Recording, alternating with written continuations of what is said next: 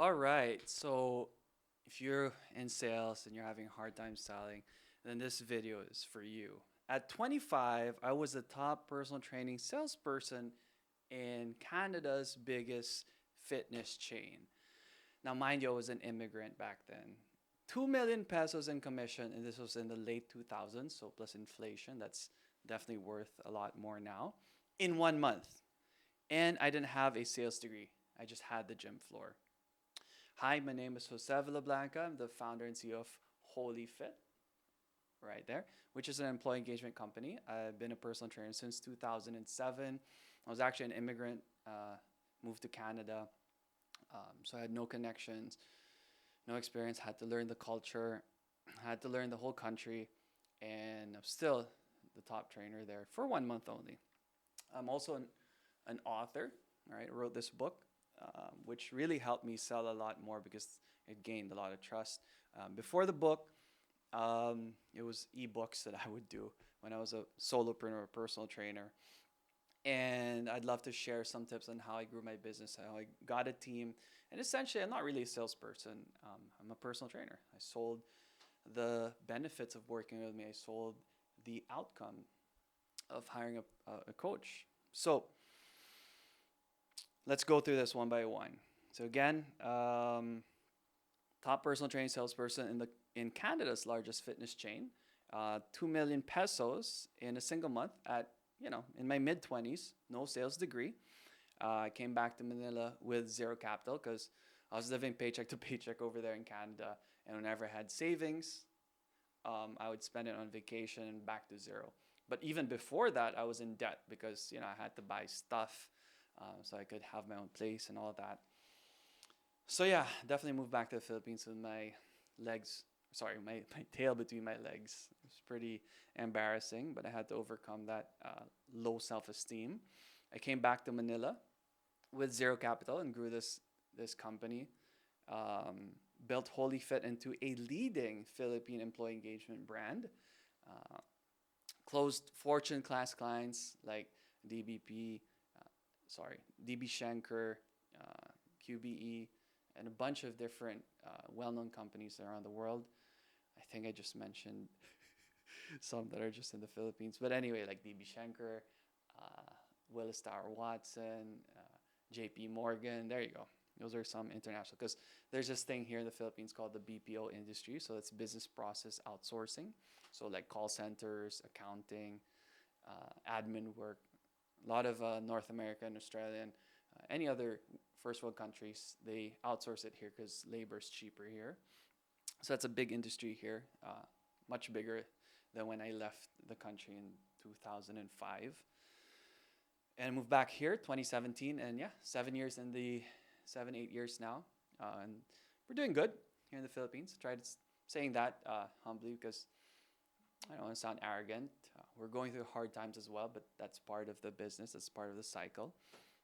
All right, and yeah, I'm still actively selling. I'm not a retired pro or career speaker, so I'm coming to you based on experience, not just studies. It's a school of hard knocks that I'm going to share with you guys.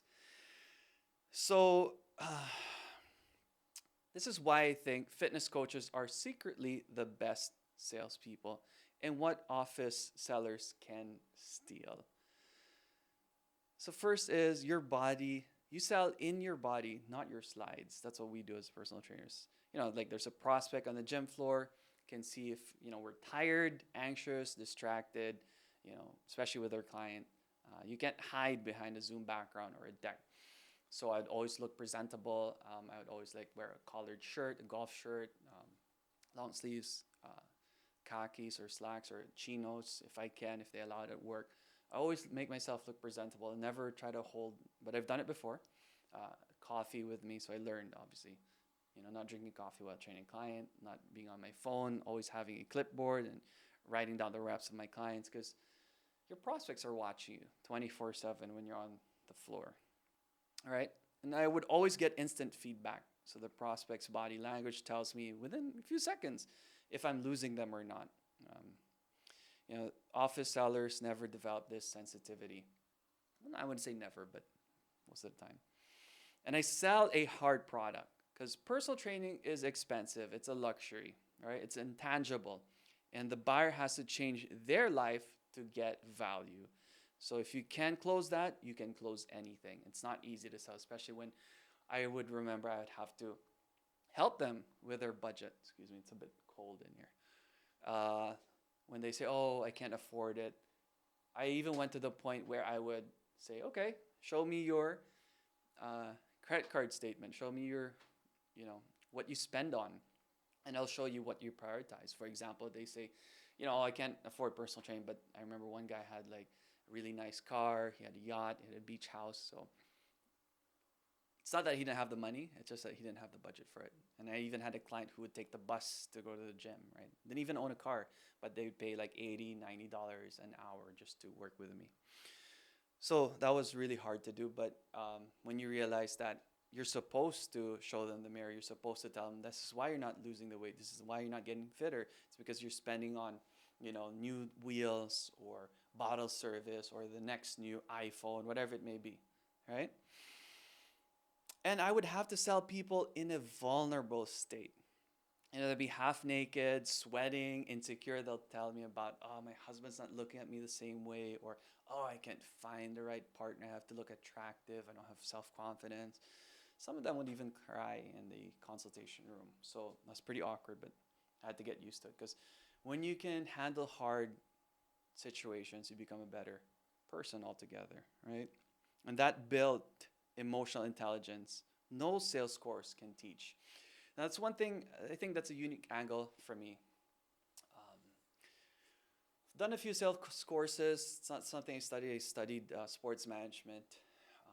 So there's not much selling there. It's more about the science of the body and managing sports events and stuff like that. So I had to learn through trial and error. And there are a lot of sales coaches out there. They're well studied, but they never really had their own business, or they're just an account executive. Sorry, I don't want to sound like I'm putting them down, but that's what makes me different, right? Learning through experience, telling you that if I can do this without, you know, uh, formal education, then you can do this too, especially if you have that formal education. So the gym floor is the most honest sales environment on earth, I believe. There's nowhere to hide. That's essentially what I was trying to say here. Okay, now let's talk about the thing every sales trainer misses. This is my unique angle where you can learn from. Most sales training is 100% cognitive. Scripts, framework, objection trees, all these things. But you have to read the room. You have to listen to the person. And I've seen so many salespeople where they're not listening to the person. They're getting ready for their response.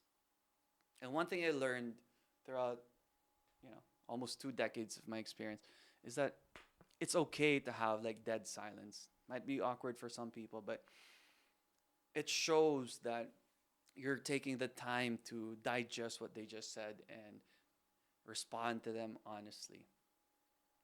Right? Sometimes it really helps. Repeat what they say, right? So that you learn in layers, you understand differently.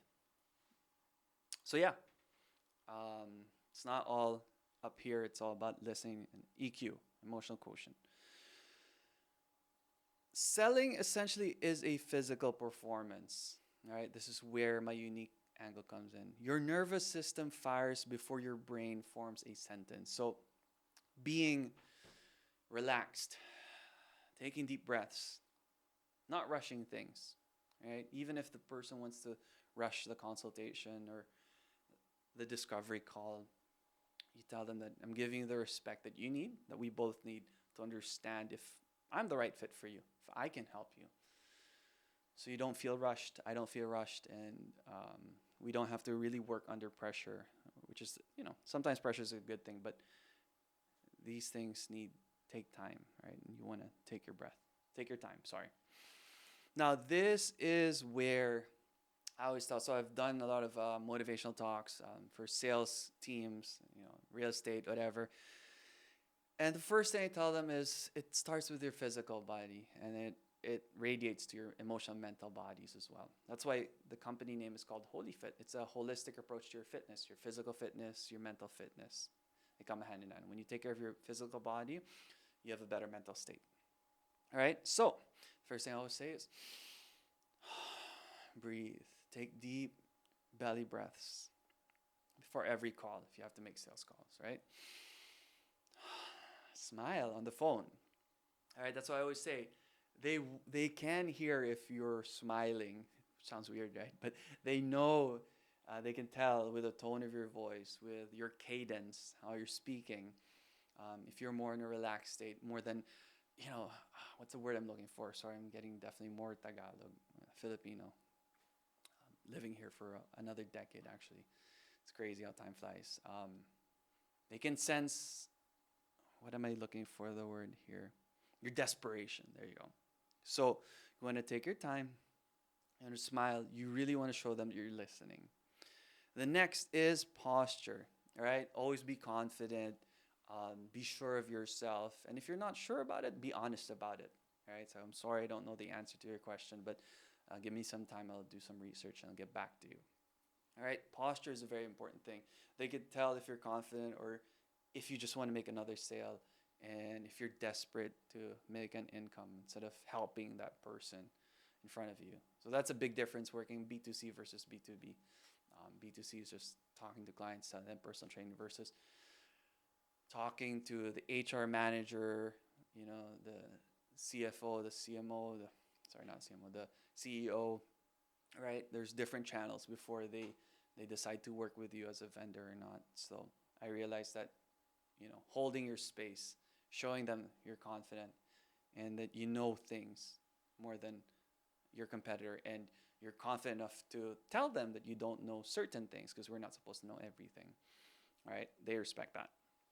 Next would be definitely getting enough sleep, guys. Here's another tip. If you want to be the best salesperson, get enough sleep, get enough rest, because when you do, you can think better.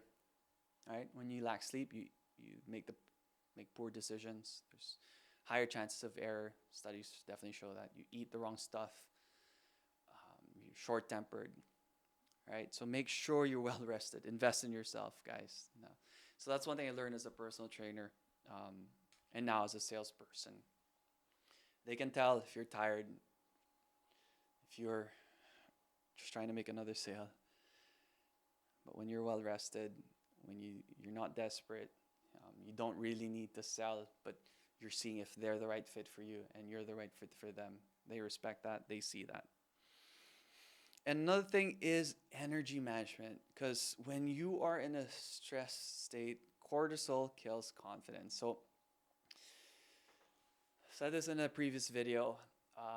Cortisol is a stress hormone, and when you're constantly trying to fight the stressors, like you're not reaching your quota, you're not being the best salesperson, you're never the top 3 or whatever, you're trying to fight that stressor or fly away from it, right? Fight or flight. Versus when, you're not catching up, you don't feel burnt out because you don't have to catch up. What am I trying to say here? You know what you're doing. You move from sympathetic nervous system to parasympathetic nervous system, which makes you more creative, more relaxed, and which will radiate to your client as well, your prospect, I mean. And they feel that, and they want that energy around them, sorry. All right, so you want to be more relaxed state, so you can be more creative, you can listen better, and you can answer their questions better. And that's how I essentially teach my team, right? And how to do better with our clients, how to manage accounts, how to help me sell, help me market. And that's how I've helped other companies too. Fitness is not just physical, it's mental, it's emotional. And if you want to be a better salesperson, you got to take care of yourself first before you can take care of other people. Help them buy a car, or if you're in real estate, buy a house, or if you're in insurance, buy healthcare, whatever it may be, right? Life insurance. All right, sorry. Next thing I want to share with you guys is people want to buy from people they can trust. Right? Going back to the previous examples, when you show them that you're not desperate for the next sale, they can trust you.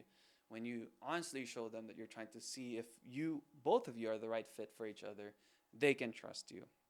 It's not just about credentials. It's how about how you carry yourself, how you sit, how you shake hands, how you build rapport. Especially as a personal trainer, they watch you train your other clients. All right, so it's not just when you're with a prospect, but when you're with your clients, they watch you. They see how you handle yourself. And then they decide to have a consultation with you and see if you're the right fit for them. So that's I think that's how I gain clients. They would tell me, yeah, I see you compared to other trainers. You really are attentive. You're really listening to your clients. You're there with them 100%. Right? Another thing that we might have issues with, especially here in the Philippines, is we don't want to hurt each other's feelings, right? And we would always say, "Oh, I'll think about it, maybe. Give me some time." So that's essentially an objection, right? It's either that they don't trust you, or you haven't given them the confidence that you have the solution to their problems, or they just don't know how to say no and they don't want to hurt your feelings. So, how do you overcome that? Well, before I even book a consultation, I would tell them that I need an answer. And a maybe is a no for me. So I would say, hey, before we do consultation, I just want to let you know that I need you to decide just so that you don't waste your time looking around, or I don't waste my time as well. In other words, we don't waste each other's time. But obviously focus on them more. So I don't want you to, I want you to be decisive. Figure it out. And when they say maybe you haven't sold them, given them the confidence that you can help them. Or you need to figure out if they're not trying to hurt your feelings. That's why they say maybe.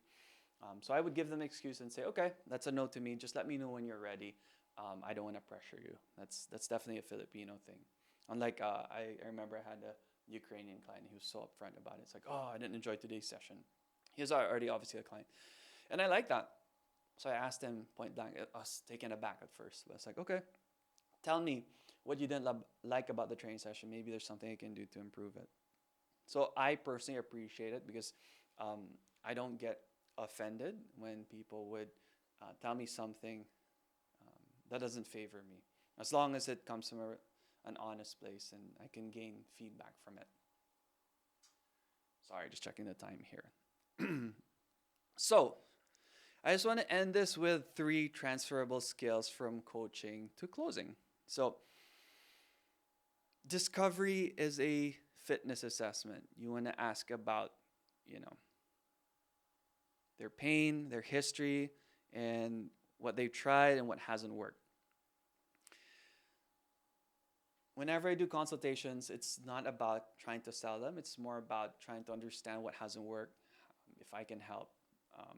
And that's how you should treat every consultation, seeing if you're the right fit for each other. I probably said this a few times. Well, I have said it a few times earlier in this video. So that's how important it is, okay?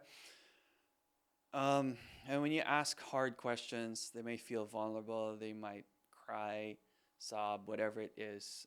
Be in that moment. Be confident and make them feel confident in you that they can trust you and open up to you. Because, yeah, like I said, like they would really say, like, they're looking for a life partner. They're trying to build self-confidence, self-esteem. They don't feel worthy. They feel fat, whatever it may be. And those were awkward.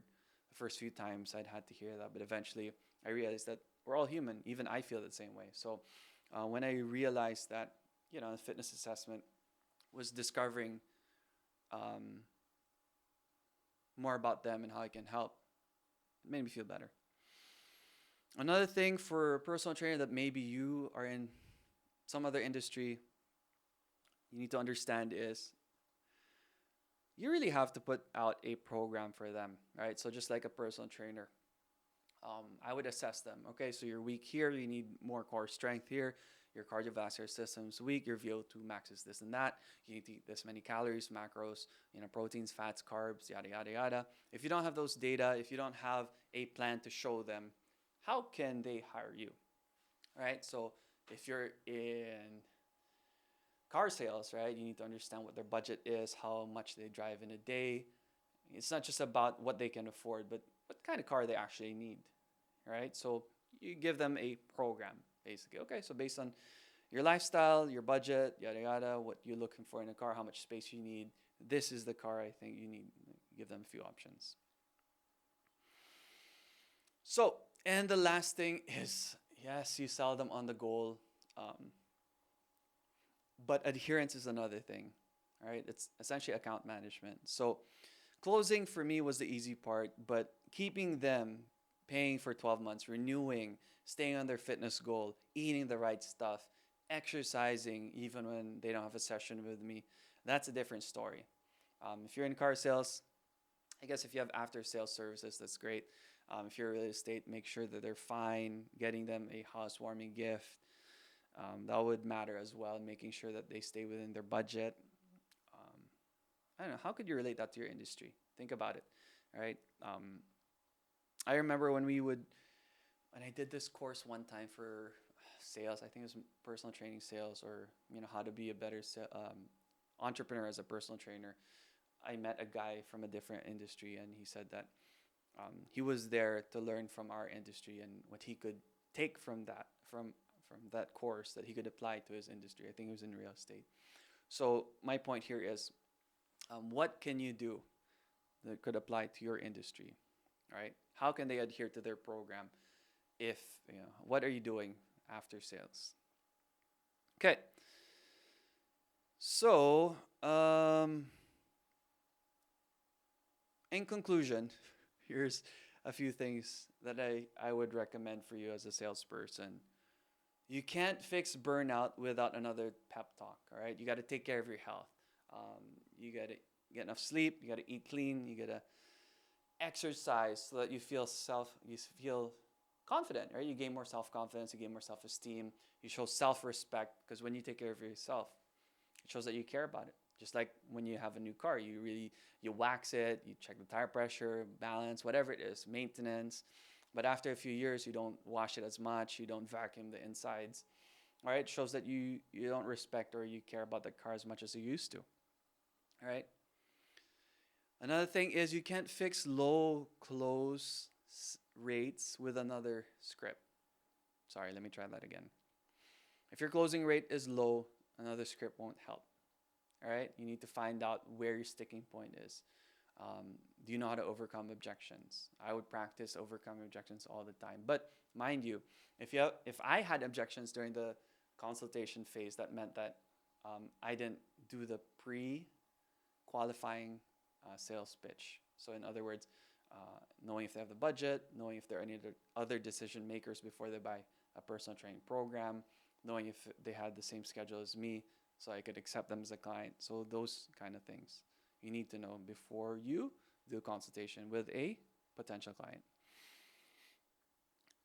Another thing is, you're trying to fix a whole human with partial training, right? So we would just focus on personal training or nutrition or sleep, but that's what holistic is. It's the whole view of a person, their social life, their professional life, their personal life, whatever it may be, all right? You need to understand who they are as a person in order to sell them. And selling is not a bad thing, by the way. Selling is showing them that they need you, assuming that they really do need you, okay? So essentially, guys, that's pretty much it. If you're in sales, if you're a solopreneur, especially if you're in the service industry, something like health, beauty industry, and you want to work with someone like me, with almost 2 decades of experience in Canada and now in the Philippines, reach out. I could definitely help boost morale, boost motivation, inspire your team or you,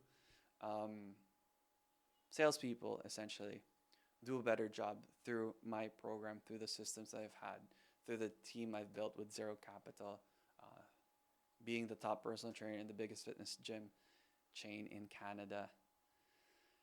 That's it. Kind of tired, guys.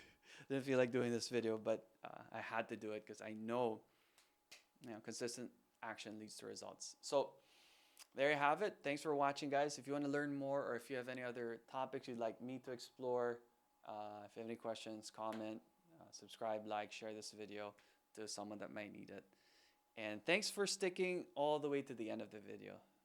Bye for now, and I'll see you at the next one.